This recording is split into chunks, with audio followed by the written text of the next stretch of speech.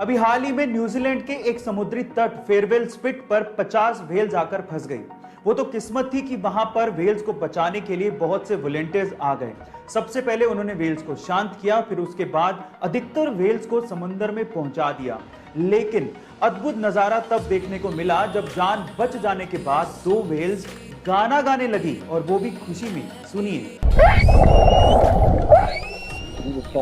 Guys, ऐसा अद्भुत नजारा आपने पहले कभी नहीं देखा होगा। इस नजारे को देखने के बाद आपको कैसा? आजकल के बच्चे इतने स्मार्ट हो गए हैं कि पूछो मत। अब मैं ऐसा क्यों कह रहा हूं, जरा ध्यान से सुनिएगा। एक बार एक बच्चा टैक्सी में बैठ के बहुत सारी चॉकलेट खा रहा था, तो उसके बगल में बैठे एक बूढ़े आदमी ने उस बच्चे से कहा कि क्या तुम्हें पता है कि बहुत सारी चॉकलेट खाने से तुम्हारे दांत खराब हो सकते हैं? तो फिर उस बच्चे ने क्या कहा पता है? उस बच्चे ने कहा कि क्या आपको पता है कि मेरे दादाजी 132 साल तक जिए थे? तो उस बूढ़े आदमी ने कहा क्यों? क्योंकि वो चॉकलेट खाते थे। तो फिर उस बच्चे ने कहा कि नहीं, क्योंकि वो अपने काम से काम रखते थे। अब आप समझ ही गए होंगे। भाई, सोने की शुद्धता को हम लोग कैरेट में परखते हैं, लेकिन कितने कैरेट में कितना प्योर गोल्ड है ये हमें कैसे पता लगेगा? चलिए मैं आपको बताता हूं।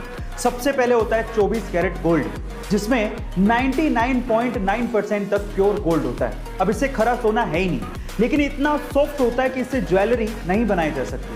फिर आता है 22 कैरेट गोल्ड, जिसको 916 गोल्ड भी कहते हैं, क्योंकि इसमें 91.6% प्योर गोल्ड होता है और बाकी बचे हुए परसेंटेज में कॉपर और जिंक जैसे मेटल मिक्स होते हैं। अभी थोड़ा हार्ड होता है, तो इससे ज्वेलरी बनाना आसान होता है। फिर आता है 18 कैरेट गोल्ड, जिसमें मात्र 75% तक की प्योर गोल्ड होता है और बाकी बचे हुए 25% में निकेल, कॉपर और जिंक जैसे मेटल मिक्स होते हैं।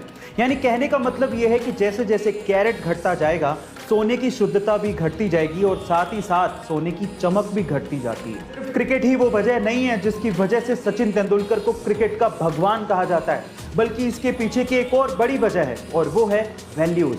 इसे एक एग्जाम्पल से मैं आपको समझाने की कोशिश करता हूं।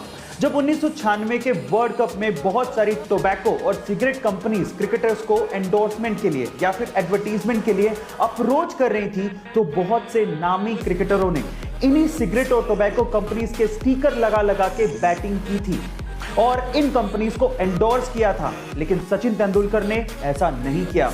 उन्होंने बैट पर बिना स्टिकर लगाए क्रिकेट खेला, लेकिन इन कंपनीज को कभी भी प्रमोट नहीं किया। उन्होंने पब्लिकली हमेशा यह बोला कि मैं कभी भी टोबैको कंपनीज और शराब की कंपनियों को एंडोर्स नहीं करूंगा।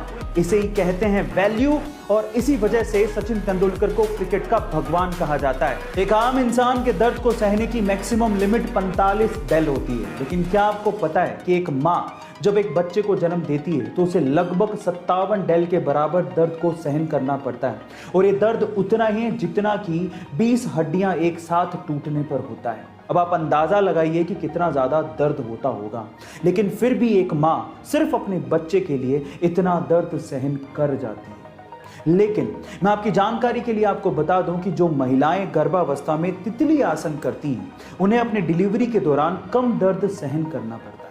गाइस, इस वीडियो को उन माओं के साथ, उन महिलाओं के साथ शेयर करिए जो अभी मां बनना चाहती हैं या बनने वाली हैं। और ऐसे अमेजिंग वीडियोस के लिए YouTube पे हमारे चैनल को सब्सक्राइब कर लीजिएगा, वीडियो को शेयर करिएगा और लाइक करना मत भूलिएगा। मिलते हैं अगली वीडियो में।